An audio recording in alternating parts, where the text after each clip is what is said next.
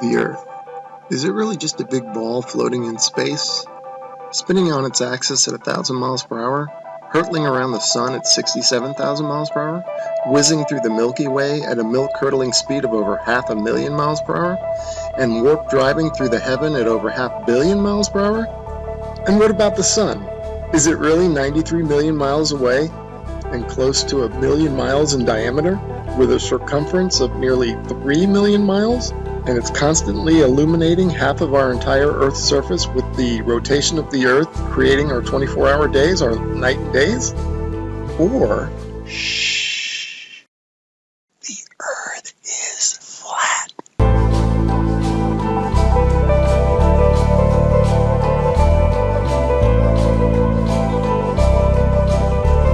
And maybe it's completely still, just like we experience. And maybe the sun isn't big, but is very small and very close, and not illuminating the Earth from 93 million miles, but is illuminating locally. And maybe everything, the sun, moon, and stars, are not far away, but are circling overhead relatively close. In this video, we're going to explore the latter option, and at the end, we're going to reveal startling evidence through the use of time-lapse photography that the sun cannot possibly be 93 million miles away, but is in fact very close, and is illuminating locally as it traverses our flat Earth. Oh man, and watch how this sun comes at you. Boom! I mean, come on. And that's all perspective. If you look at jet trails, Google Images, you'll see them. They start out low at the horizon, they come up overhead. Look at that thing. They come up overhead and then they go down to the horizon. Perfectly explains what the sun would do. Here it is going overhead. I love time lapse. And look at this. You can't go out and look at the sun. You can't see this stuff, except that it's on, time lapse like this. It's incredible. Now watch this thing.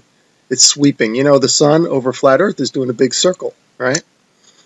Look at this thing. See it sweeping to the right. It's like a lefty bowler. Just toss that down the alley, and there it goes, hooking into the pocket.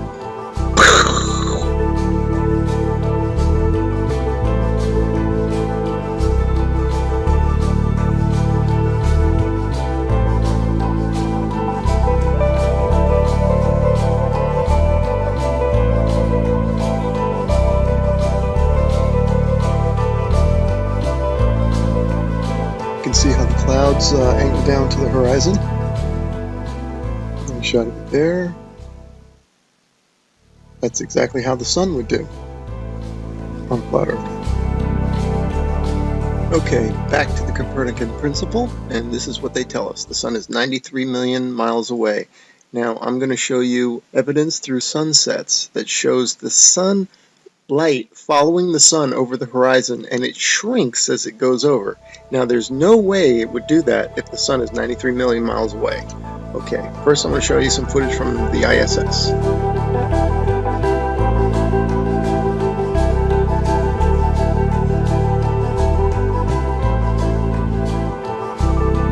Okay, now watch this animation. Watch this sunset. Now this is exactly, if they came to me and said do an animation, this is how I would do it. If the sun were 93 million miles away. Just like that. Have the whole horizon fade evenly. But that's not what we see.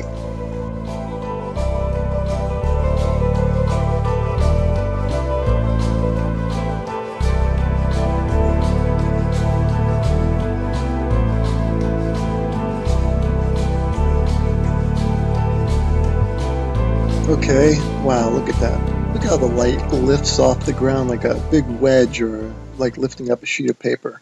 That's incredible footage. Definitely the light's following the sun, right? Okay, next I'm going to show you how a sun that is circling over the Earth, that creates the horizontal aspect of the sun. If you combine that with perspective, which creates the up and down of the sun, the rising and the setting, you get the 23.5 degree tilt that they talk about. It's nothing but perspective and the circling the sun.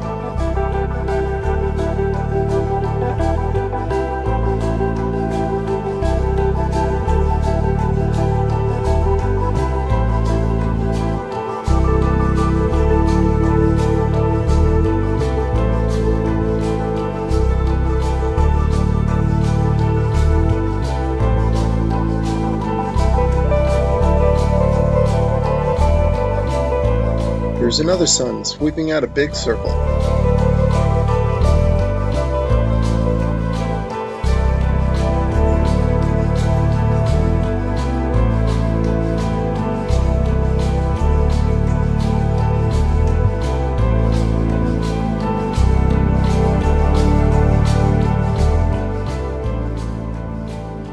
Okay, here's a phenomenon that you might be wondering, how in the heck do you explain this on a flat Earth? Well, this footage is taken from Alaska during the summer, and the sun does look like it's going up and down. The reason it's doing that is that this town in Alaska is not in the center of the sun's circular circuit. In other words, the sun is making a big circle, and the town is not in the center of that circle. So the sun will be closer and further from the viewer with the camera. That will cause it to go higher and lower, and also maybe even bigger and smaller.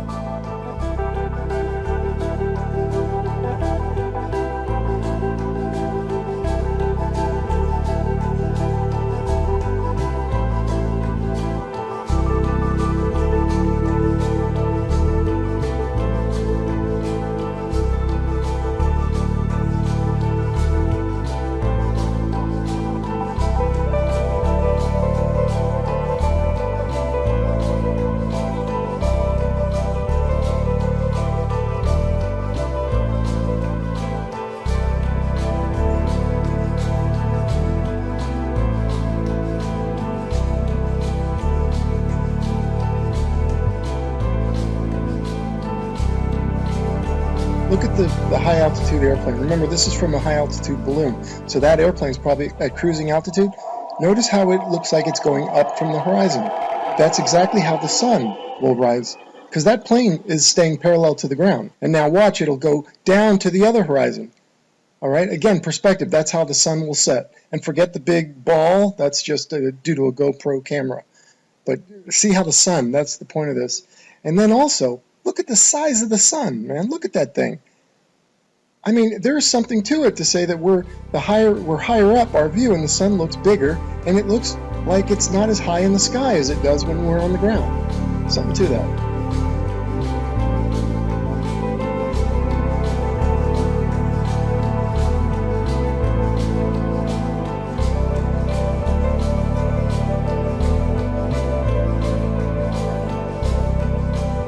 Let's explore this notion a bit further, that the sun looks bigger when filmed from higher up. The next 3 slides I'm going to do a comparison, a side by side. The one on the left, the camera is above the clouds. The camera on the right is ground level.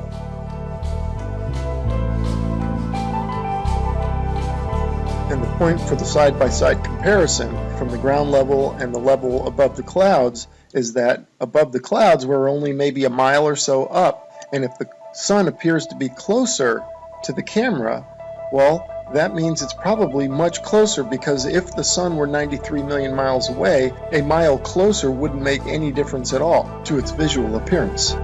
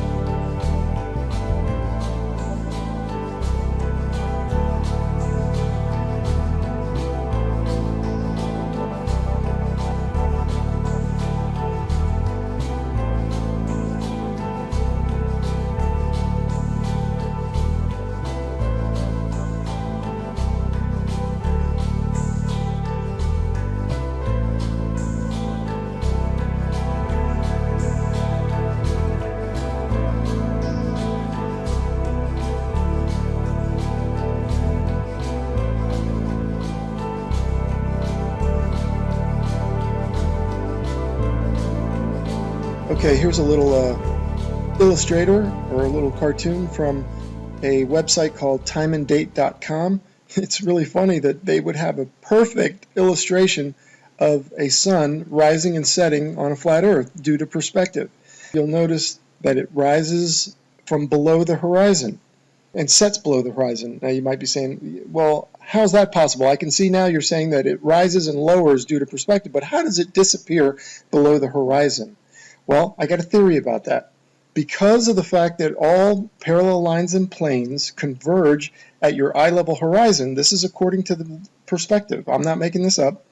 If in fact, and they do, they converge at your eye level horizon visually, then it makes sense that after that point they diverge, meaning they then separate, so the sun would continue on a downward track. As you can see from my illustration here, the lines would go to your horizon and then afterwards they would spread out and separate, kind of like a starburst, and the starburst being at your horizon, at your focal point.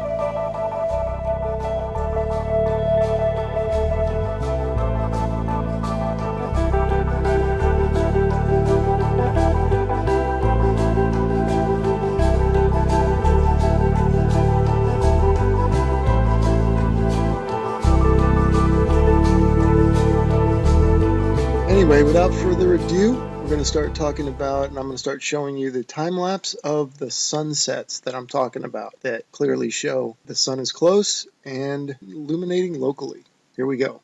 All right, and here are a couple of time-lapse sunsets, and just like the sunrises at the beginning of this video where you could see the sun coming at you, not maintaining any 93 million mile distance, here you can also see the sun moving away, and it's clearly not due to the rotation of the Earth and a sun that's maintaining 93 million miles away, but the sun is moving over the Earth and moving away from you.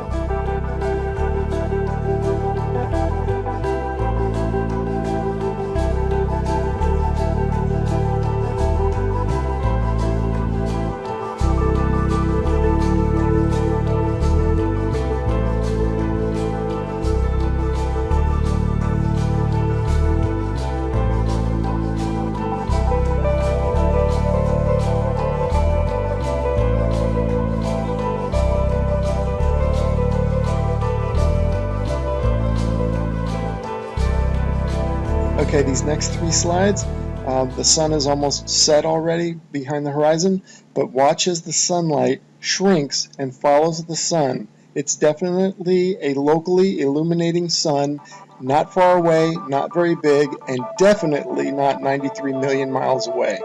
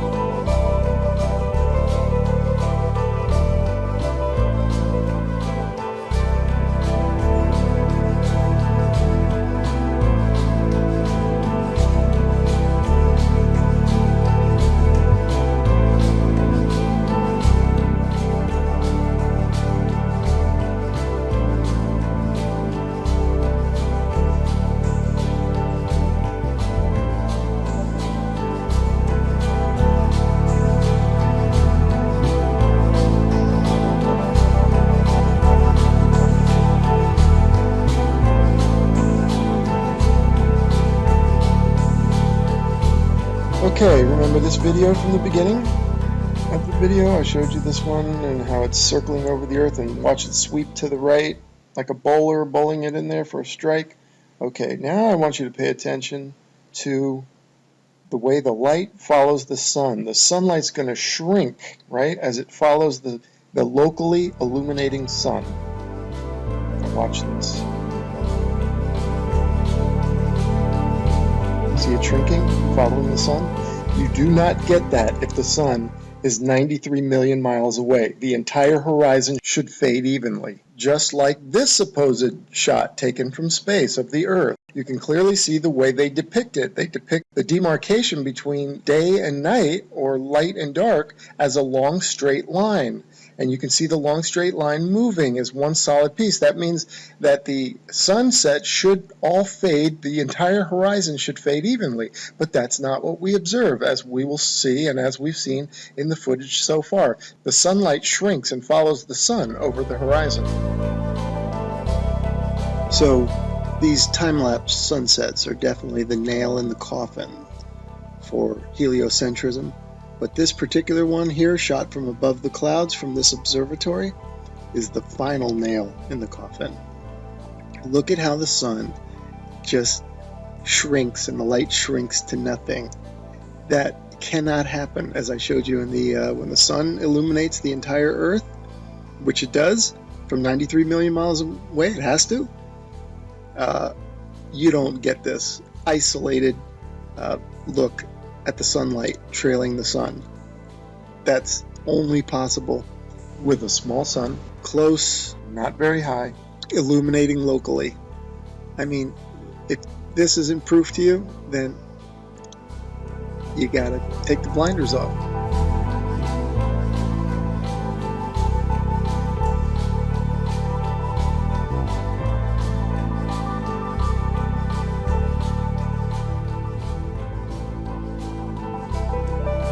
Okay, and finally I want to show you some examples of local illumination, or a city in the background.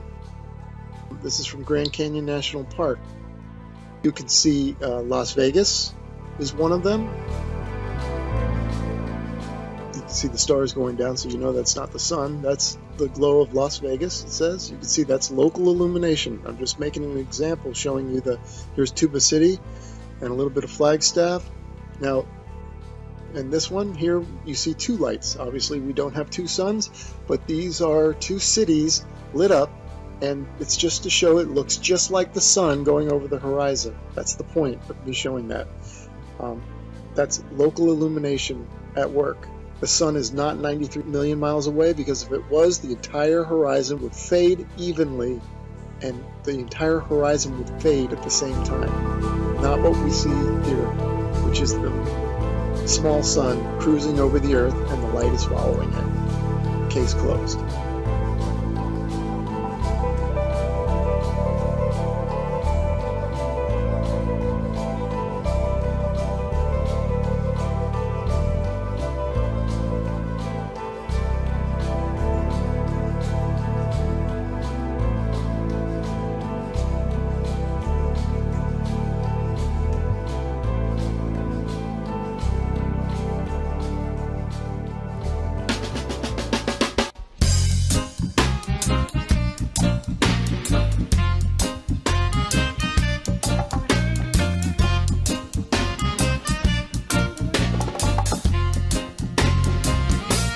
The earth is flat.